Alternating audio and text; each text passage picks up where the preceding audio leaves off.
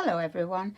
I just thought I'd come on and show you where I've got up to with this book. I have started the front cover, not done very much really, but I did do the spine. Just thought I'd do it a little bit different, and really that's all I've got up to. Just place that there, and it, you know, obviously it's going to look very different. Looks a bit plain at the moment, but inside I did do some embroidery, and on the first page I make sure that I'm in frame. There we go. Yeah. Yes, so I sewed these down, and this one I did sewed it down so far and just left it like that just to give it some dimension. Round the buttons I did some little French knots and some pistol stitches round the buttons, and on this lace, which I particularly like, I did little cross stitches on each cross here. And I really like that idea. It really appealed to me. And on this side, all I've done is a little bit of seed stitching. So that's all I've done that's different on that page. I'm just going to point something out to you. I've watched a lot of the Sew for the Soul books, because they were all put together like this, and I just love how Anne showed how to put the books together. It's a really brilliant idea, and I like it because it's a double page spread that you know just continues across. You've no seam down here. It just flows beautifully, and I love that idea. The only thing that wouldn't suit me is putting the book together first. Two reasons really. My craft many years ago was embroidery. I've done loads of it. That was my hobby, and I've always liked to use a hoop, or if it was a bigger project I'd use a floor stand. Now if you don't put your pages together before you actually start decorating and embroidering, then you can actually put your work in a hoop, and I'm sure that I know I would have found it much easier. And the other thing is when you're embroidering, if your book is put together, then to take your stitching across here is very difficult, and I'll show you on the next page. I'm not saying it can't be done, but it is more difficult. So for me, I would suggest, if you're thinking of doing it, sew your book together afterwards. It's simple enough to do, and it's much easier to decorate. Now fortunately I did decorate all mine before I sewed the pages together, but of course, not knowing that I was going to do any embroidery in it, it's been put together, and I wish that I'd done the embroidery first. So on the next page, on here, now you'll see what I mean. I would have liked to have continued this bit of cross stitch across the whole page, and I dare say if I'd struggled with it I might have been able to, but I wasn't prepared to do that, so I just did this little bit here and a little bit there. But I'm sure you can see what I mean. If the page had been loose, it would have gone across and it would flow much better. So it's just a little tip. It's just my idea, and as I say, I've seen a lot of these books, and I mean, it doesn't look as if anybody's had a problem with that, so it could be just me. I know I find it difficult embroidering these days, so it could just be me. So that's where I'm up to. I did add this lace that wasn't on before, and I am wondering whether to do some more cross stitch on here like I did, you know, on the joints here, because I really like that idea. I've also got a tag to make, and sew this down. It's just pinned, as you can see, but other than that, I've not done any more to it. I'm not sure that I'm going to do any embroidery on these pages because they are quite full, as is this one. I might get a little bit down here. I've got to decorate that and do a tag. Here again, it's just pinned on. And then the last page, there is a bit of room for embroidery, so we might get a little bit on this last page. So it would be 3 pages embroidered and 2 not, which I'm quite happy with. So yeah, so that's where we're up to.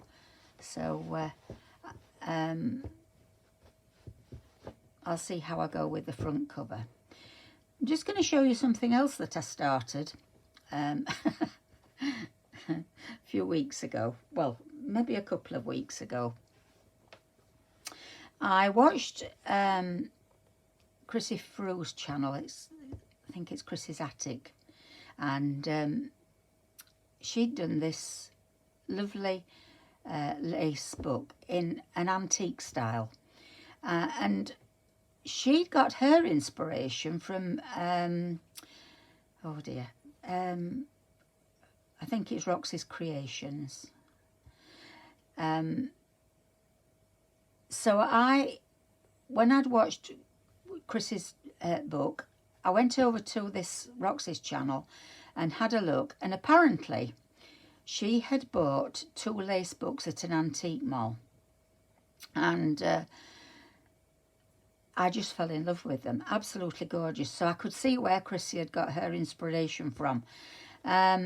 So of course it really inspired me. I wanted to do one, and I had to start it, didn't I? Now, I will try and put a link to those 2 channels, but you must go and have a look because they really are lovely. So the one on Roxy's channel I really liked, and she'd done her book with antique letters and then decorated it with lace. Well, she hadn't done it, it was the one she'd bought. And I was inspired to do mine like that. But after watching Chrissy's, Chrissy had done hers different because she said she'd not got antique letters. And she'd taken hers from a book. Now, I'll show you the book because I happen to have exactly the same book. I've had it a long time, and it's a book that was first published in 1870.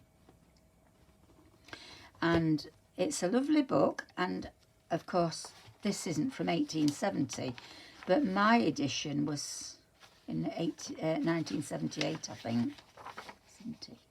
1976 mine was published.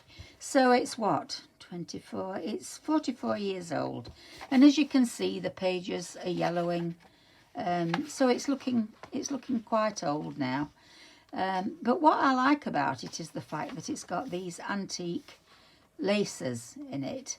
There are knitting patterns and some really nice. So what I did, I thought, well, I will do like Chrissy did. So thanks for the inspiration, Chrissy, if you watch my channel.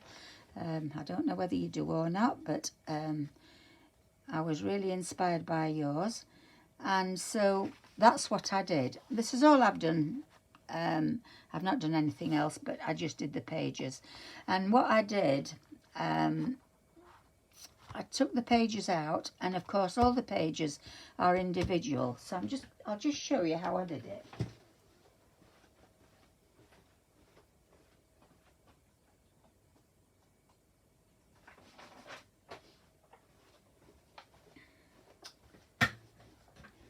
Okay, so I'm not sure if Chrissy did hers like this. She didn't explain how she'd done it, but what I did, I just got a piece of coffee dyed paper. Am I in frame? Just let me put that up there. that's it. Just a piece of coffee dyed paper, and folded it in half, and then let's see if we've got a spare page in here. Of course we won't have, will we? I'll just take this one out. So then what I did, I just used a glue stick and then put it to the centre fold there, like that, and made sure that it was straight. And because all the pages are the same in the book, if you do it that way, glue it down, and then do the next one on here, and then turn it over and do exactly the same thing, you'll find out that when you cut round it, which is what I did when it was in, when they were all in, I just cut round, and you'll find that it's even.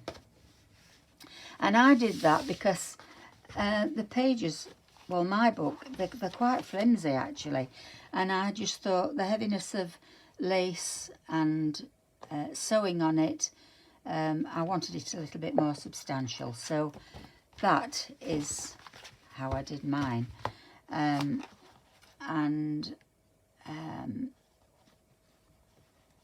As I said, I love the fact that these are antique pieces, because this one, it says a jewelled doily, and it's called the Ruby, and that was by Mrs. Pullen, who was one of the authors of the book. This was by Mrs. Pullen, and this is an infant's shoe, and this is an embroidered handkerchief for a bridal present. Doesn't say if anyone's done that. This one is an antique lace made in the 15th century. So it is photographs of antique laces, which I thought was lovely. So I was quite pleased how that turned out. I've not done loads of pages. Let's see, I think I've done 6.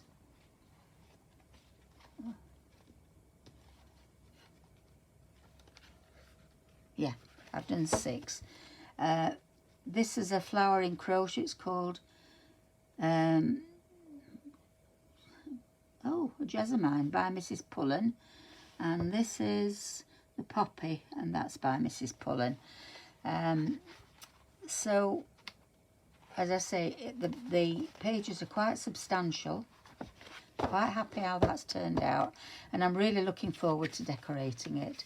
And what I thought was, although I've got the pages together, you know, well, not together, but glued them on, I think we might decorate this together, and I'll make a little how-to out of it. Now, I did buy, it's difficult to explain to you when you've not seen it, but there's a lot of Victorian, you know, the Victorian scraps. There's a lot of those in them, and Chrissy bought a digital download from Taylormadejournals, and I bought the same one, and I started cutting a few out, and then remembered that I've actually got some of the proper embossed vintage ones, so I'm going to be using those in my book. But as I say, if you've not got those, you can buy the digital download, and you know, it will be just as good. But I just thought I'd use the original ones in mine. So yeah, so when I've finished this book, we'll do this one together. So you can look out for that. So the next time I come on, this book will be completely finished, and I'll do a flip through, and then we'll start on the other project, and that way it will make me finish it as well. I've not got a lot of antique laces, but I have got some sort of vintagey ones that I can put in. I know that I've not got very many vintage, antique ones now, because I've used most of what I've got, and you know, once they've gone, they've gone. So that's it for today, and I'll see you all next time. Thanks for watching, everyone. Take care. Bye-bye.